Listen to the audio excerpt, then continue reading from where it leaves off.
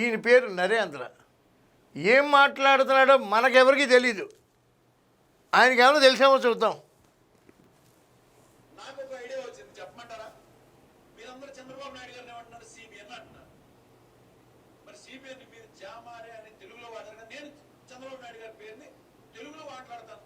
చంద్రబాబు నాయుడు గారి పేరులో మొదట జం, బాబు పేరులో బా, జం బా. ఎందుకు ఇది కొద్దిగా సూట్ అవుతున్నారు. మనం పని చేద్దాం. బాబు పేరులో ఫస్ట్ అక్షరం వేసి రెండో తీసుకుందాం, జం బూ.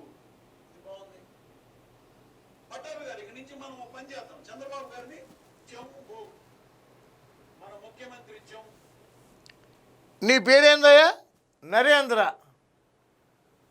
నంద్ర బాగులేదు, రేంద్ర బాగులేదు, రేందిరా కూడా బాగులేదు. కొంచెం బాధగా ఉన్నా ఏందిరా అన్నా. నీ పేరు ఏందిరా అని పెడతావా? నరేంద్ర కదా, ఏందిరా వాగుతున్నావు అని అనాలా?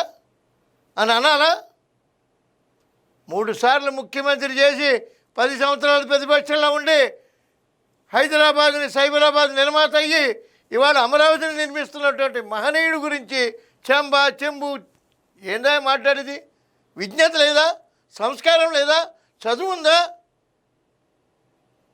సంస్కారయుతంగా మాట్లాడండి.